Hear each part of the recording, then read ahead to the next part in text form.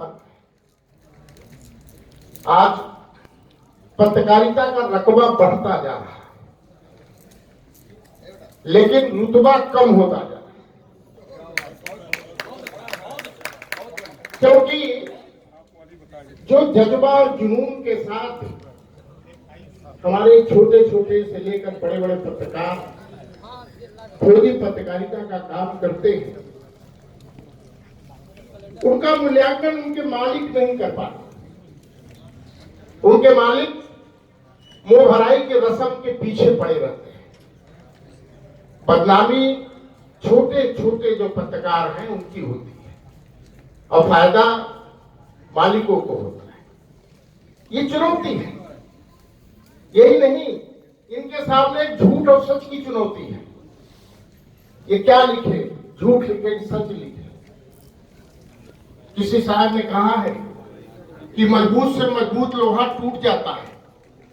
यहां मजबूत से मजबूत लोहा टूट जाता है और कई झूठे इकट्ठे हो तो सच्चा टूट जाता है। इनको सोचना पड़ता है। मेरा इनसे अनुरोध है, इस समाज से अनुरोध है कि आप जब क्रिकेट के मैदान में खेल देख रहे हैं तो आप पक्ष और विपक्ष को मत देखिए, कौन जीत रहा है कौन हार रहा है। आप तीसरी आंख के रूप में वो अपना वक्तव्य, वो अपना विचार प्रस्तुत कीजिए ताकि समाज, आने वाली पीढ़ी आपकी प्रशंसा करे। आपके सामने चुनौती है, प्रशासनिक चुनौती है, सियासी प्रदूषण की चुनौती है, अपराध में लिप्त पुलिस कर्मियों की चुनौती है, नेताओं की चुनौती है, शासन प्रशासन की चुनौती है। और उस परिस्थिति में आप अपनी जान को हथेली पर रख करके देश की हिफाजत के लिए, लोकतंत्र की हिफाजत के लिए अपने महत्वपूर्ण भूमिका का आप निर्वहन करते हैं। हम जब त्रेता में देखते हैं तो हम कहने में संकोच नहीं करते, कुछ समय के खलनायक का भी कोई नैतिक चरित्र था जिसकी वजह से अशोक वाटिकाएं सुरक्षित थी। लेकिन आज के नायक इस गुलशन को संभाल नहीं पा रहे। सब लोग आपकी तरफ देख रहे हैं। आपको महत्वपूर्ण भूमिका का निर्वहन करना है।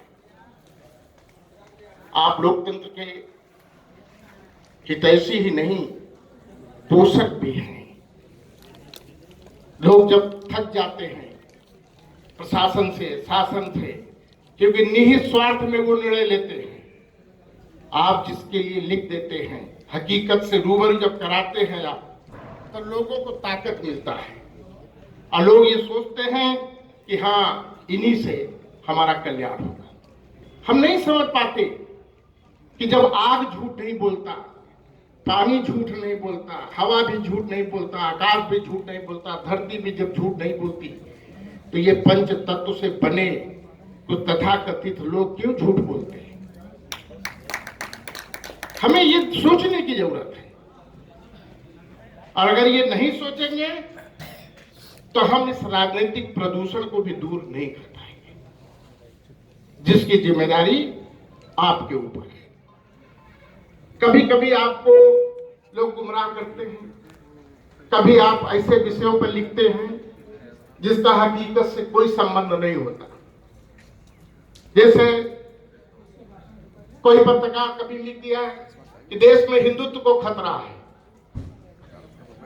मैं उनसे थोड़ा पूछना चाहता हूं कि जब लोग देश की आजादी की लड़ाई लड़ रहे थे तो उस समय हिंदुत्व से खतरा था कि ब्रिटानिया हुकूमत से खतरा था? सारे लोग, चाहे किसी भी धर्म मजहब के हो, चाहे किसी भी जाति के हो, चाहे अमीर हो, गरीब हो, नौजवान हो, बुजुर्ग हो, सब ने जज्बा और जुनून के साथ ब्रिटानिया हुकूमत से मोर्चा लिया और देश को आजाद कराया। और जब देश आजाद हुआ तो इस देश के प्रथम कानून मंत्री डॉक्टर भीमराव अंबेडकर बने, जो जाति से दलित थे। तो क्या हिंदुत्व को खतरा हुआ? पहले शिक्षा मंत्री मौलाना अबुल कलाम आजाद मुसलमान बने, तो क्या देश के हिंदुत्व को खतरा हुआ? दो राष्ट्रपति दलित बने, हिंदुत्व को खतरा हुआ? दो दो राष्ट्रपति मुसलमान बने, हिंदुत्व को खतरा हुआ। 12 से 14 साल तक अभी एक उपराष्ट्रपति थे, मुसलमान थे, हिंदुत्व को खतरा नहीं हुआ। लेकिन हिंदुत्व के नाम पे बनी सरकारें हमारे बीच में ये भ्रम पैदा करती हैं। मेरा आपसे अनुरोध है, पत्रकार बंधुओं से अनुरोध है कि देश हित में हकीकत से रूबरू कराइए लोगों को, क्योंकि देखिए सरकारों की संवेदना मर जाती है, लेकिन आपकी संवेदना है जो आप अपने अखबार में उसको उतारते हैं। आपके कलम की नींव से वो संवेदना कागज पर उतरती है, और अगर आपकी संवेदना मर जाएगी तो फिर लोकतंत्र की हिफाजत नहीं हो पाएगा, देश कमजोर हो जाएगा, ये एक पाया कमजोर हो जाएगा। और आपसे अनुरोध है कि लोकतंत्र में चूंकि पक्ष और विपक्ष दोनों की महत्वपूर्ण भूमिका होती है, लेकिन एक चलन हो गया है कि विपक्ष को हिकारत की दृष्टि से देखा जाता है। ऐसा नहीं होना चाहिए, असहमति को भी सम्मान मिलना चाहिए। हम अगर असहमति का सम्मान नहीं करेंगे, देखिए हकीकत क्या है कि आज लोग कहते हैं ना कि घटनाएं हो रही हैं, ये हो रहा है, ऐसा लगता है कि भगवान भी नहीं सुन रहा है। द्रौपदी का जब द्वापर में चीरहरण हो रहा था तो द्रौपदी ने जब भगवान को पुकारा तो भगवान आ गए और उसकी इज्जत और उसका लज्जा बचाया उन्होंने। और आज न शासन सुनता है, न प्रशासन सुनता है, कोई नहीं सुनता। तब लोग आपकी तरफ देखते हैं कि आप प्रशासन के सामने, शासन के सामने, अधिकारियों के सामने हकीकत से रूबरू कराइए, घटना से परिचय कराइए, और आप करते हैं, जान हथेली पे रख के करते हैं। कई पत्रकारों ने सबरीमाला की घटना को लिखा, उनके साथ क्या घटा, आसाराम के बारे में लिखा, उनके साथ क्या घटा, राम रहीम के बारे में लिखा, उनके साथ क्या घटा। लेकिन जीवन तो सबका कहीं न कहीं चला जाएगा, लेकिन आज चर्चा आज भी हम कर रहे हैं। एक मरा तो नाम निशान नहीं कि यादगार बन जाता है। आदमी को कोशिश ये करना चाहिए कि हम ऐसा काम करें, महान काम करना हमारे बस में नहीं है, लेकिन महान कार्य करना वो हमारे बस में है, हमारा फर्ज है। गीता में 7 से श्लोक है। गीता का प्रथम श्लोक का पहला शब्द धर्म है, और गीता के अंतिम श्लोक का अंतिम शब्द मम है। धर्म मम, मेरा क्या धर्म है। अगर हम टीचर हैं तो मेरा क्या धर्म है, हम वकील हैं तो मेरा क्या धर्म है, हम डॉक्टर हैं तो मेरा क्या धर्म है, हम प्रोफेसर हैं तो मेरा क्या धर्म है, हम पत्रकार हैं तो हमारा क्या धर्म है, हम अगर राजगीर हैं तो मेरा क्या धर्म है, हम अगर बढ़ई हैं तो मेरा क्या धर्म है।